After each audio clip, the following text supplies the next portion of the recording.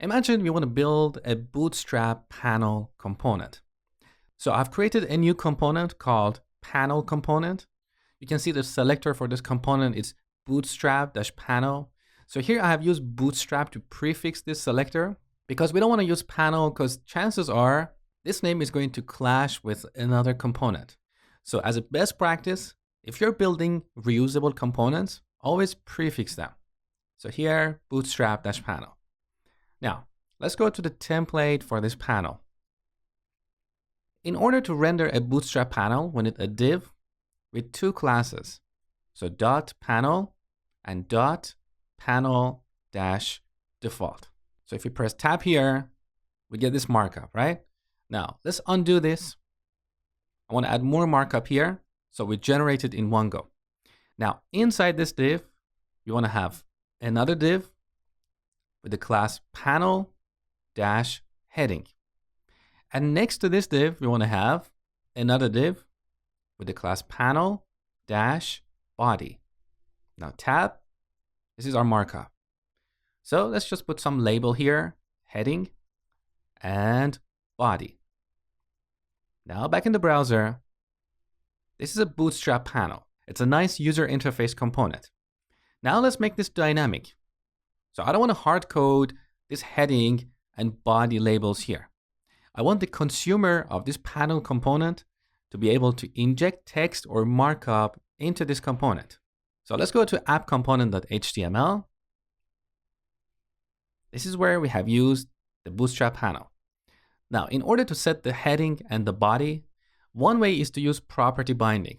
So we can define input properties like heading and body and set them to the body property of app component. But this syntax is a little bit weird here because I don't want to go in app component, define a property called body, and there add my markup. I want to be able to write my markup right here. So let me show you a better way.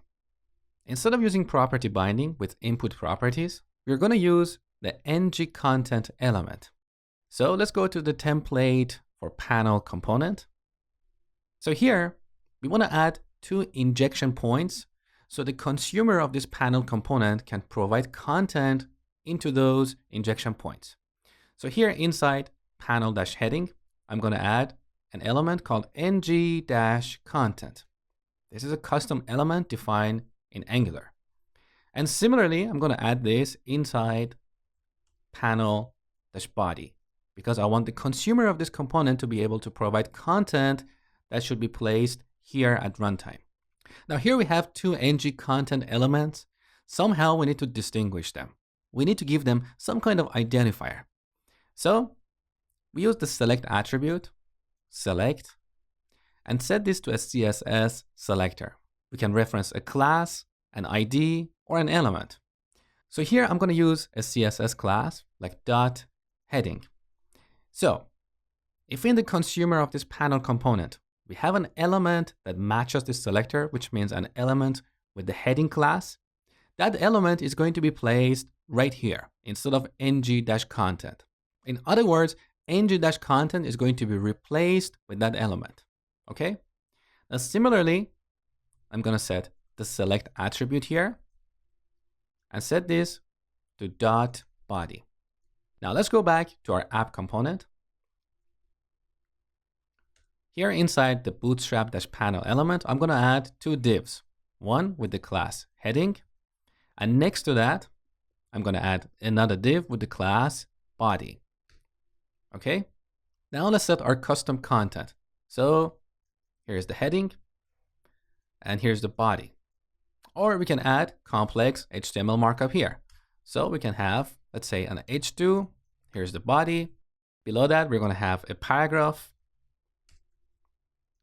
with some content here.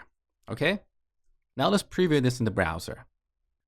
So look, this way we can provide custom content to our reusable components. So if you're building reusable components, like in this case, a bootstrap panel, and you want the consumer of these components to be able to provide custom content, use the ngContent element.